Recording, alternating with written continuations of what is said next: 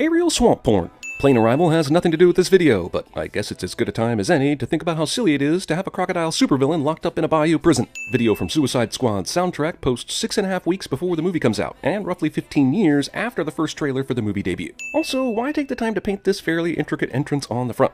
The prisoners may see it once as they come in, but the guards have to see that depressing every day. Think about corporate morale, people. Also, from what I understand, villains from the various Suicide Squads come in and out of here pretty frequently, since that's kind of the point of the Suicide Squads. So I'm calling bull on this sign. So the outside sign says, "Till death do we part," and has a Grim Reaper on it. But once you get inside here, it's all motivational quotes about being firm but fair. I thought this was a badass prison with guards that didn't take any shit. This has an eerie Silence of the Lambs vibe to it. I'm just waiting for Miggs to throw semen at the camera on our way to see Dr. Lecter.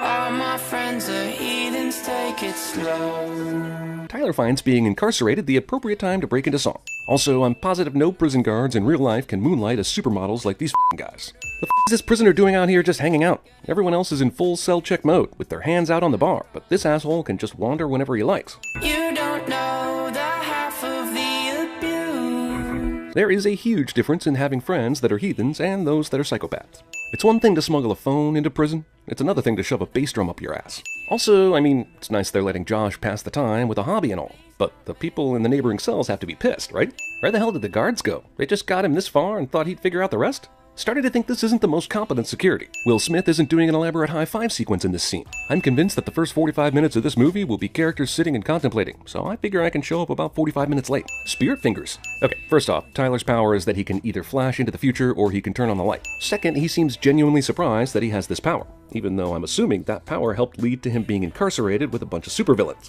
Well, they're not exactly Hannibal Lecter sketching Florence, but nice wall art. In a prison of the world's most dangerous villains, Tyler, from that one band, gets the big security monitor screen. You live another murderer sitting next to you. Well, unless you're in a Nevada prison with OJ. I mean, everybody knows that guy. Title of this movie could have been changed to Collection of Face Tattoos. This prison is about as convenient as Hogwarts. I know this whole video is supposed to be dreamlike, but why the hell did they set up the drums in 3 locations in 12 seconds? It's a pain in the ass to set up a drum kit. Imagine if this were Neil Peart. They say newcomers have a certain smell. That's racist. Hallucinated bass guitar is hallucinated, but holy for the first time in music video history, it actually has a cord plugged into it. Finally, discarding that prison garb, Tyler changes into the much more comfortable leisure suit and bolo tie combination. Man, anytime prisoners are unexpectedly let out of their cells, they immediately get all rioty. If you schizoid pop it, they will come. Damn, that diffused quickly. 5 seconds ago, these dudes looked like they wanted to kill someone, but now they're just vibing at the bomb-ass dance party. It's just like when Johnny Cash played Folsom Prison, except without the danger, and the interaction, and the mutual respect, and the genius, and the iconography. Also, you're overcompensating with the lit-up stage. Fellas, you're in prison. I think you can leave that flash at Coachella.